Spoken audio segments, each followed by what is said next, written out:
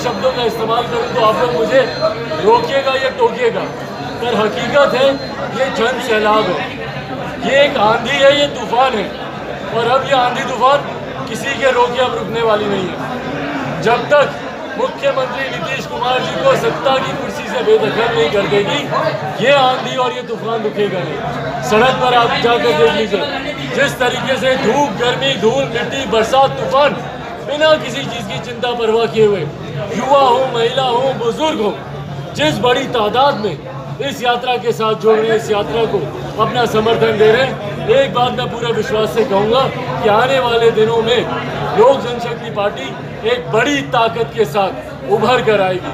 और ये मैं सिर्फ इस जिले की, गया जिले की मैं बात नहीं कर रहा हूँ, हाजीपुर में आप लोगों ने देखा, समस्तीपुर में देखा, बेगूसराय में देखा, खगड़िया में देखा, कटिहार में देखा, पूर्णिया में देखा, बेतिया में देखा, मोतिहारी में देखा, जितने जिलों से हम लोग जा रहे हैं। आज हम लोग यहाँ पर हैं, कल हम लोग नवादा में होंगे गया करके, उसके बाद हम लोग नालंदा में होंगे। मैं आज ही आप लोग को विश्वास के साथ कहता हूँ कि इतना ही अपार जन समर्थन आपको आने वाले तमाम जिलों में दिखेगा, क्योंकि इस बार बिहार की जनता ने मन बना लिया है। बदलाव के लिए ये मन बिहार की जनता ने बना लिया है। आने वाले समय में आप देखेंगे, जैसा मैंने कहा, लोक जनशक्ति पार्टी एक बड़ी ताकत के साथ उभर कर आएगी, और जितने जन समर्थन की मुझे उम्मीद थी, अपेक्षा थी इस आशीर्वाद यात्रा से, उससे कई गुना बढ़कर मुझे जन समर्थन मिला है। तो मुझे होता है कि जिस तरीके से शासन प्रशासन इसमें विलम्ब डालने की कोशिश करता है, इसमें अड़चने डालने की कोशिश करता है, भैया हम लोग इतनी जगह गए, हम लोगों ने माल्यार्पण किया, हम लोग गांधी जी के प्रतिमा पर भी जाकर हम लोगों ने माल्यार्पण किया। अगर हम लोग डॉक्टर बाबा साहब भीमराव अम्बेडकर उनकी प्रतिमा पर माल्यार्पण कर लेते तो क्या बिगड़ता इनका। पटना में भी इसी तरीके से इन्होंने उच्च न्यायालय के सामने मुझे डॉक्टर बाबा साहब भीमराव अम्बेडकर की प्रतिमा पर माल्यार्पण करने से रोका।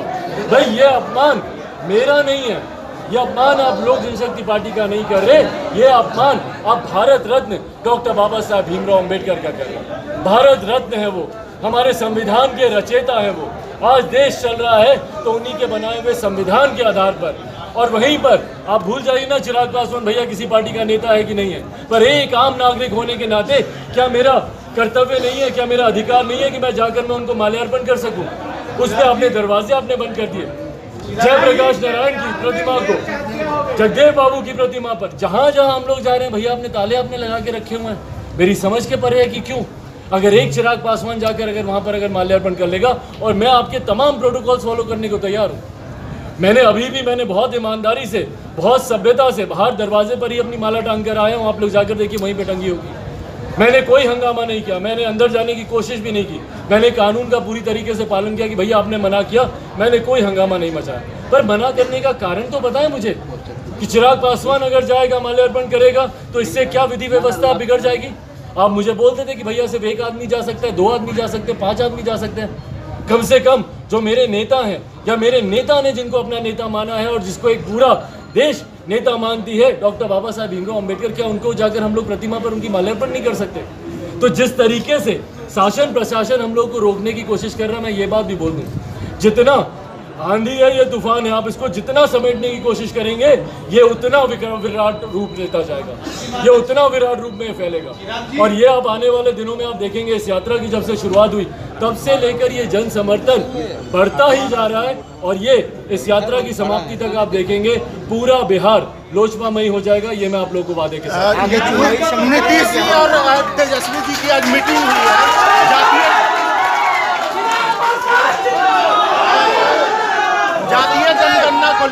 जातीय जनगणना को लेकर नीतीश जी और तेजस्वी की आज मीटिंग हुई है, आपकी क्या प्रतिक्रिया है? नहीं, बिल्कुल हम लोग खुद चाहते हैं कि जातीयता के आधार पर जनगणना होनी चाहिए। आखिरी बार अगर मेरी याददाश्त अगर सही है और मेरी जानकारी सही है तो मुझे लगता है 1931 के बाद जातीयता के आधार पर कभी जनगणना हुई नहीं। हम लोग इसका पूरी तरीके से हम लोग समर्थन करते हैं।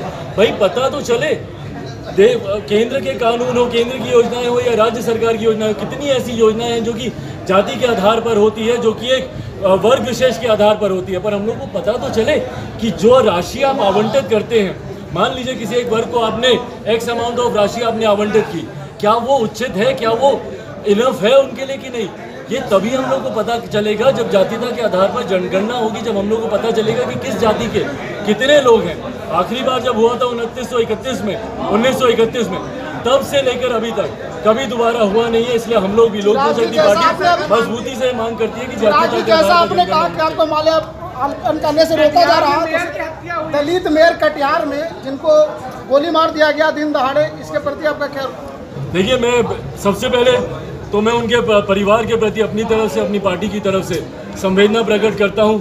उनकी मिसेज से मेरी आज सुबह ही बात हुई। कल रात जैसे ही ये घटना घटी मेरी एसपी साहब से भी मेरी बात हुई और तमाम हमारे जो साथी हैं, कुछ दिनों पहले ही 17 जुलाई को जब मैं कटिहार में था अपनी यात्रा के लिए, आशीर्वाद यात्रा के लिए, तो उस वक्त वो मेरे साथ थे। उन्होंने मेरे साथ मंच भी साझा किया था। उन्होंने अपने घर पर मुझे नाश्ते के लिए भी आमंत्रित किया था।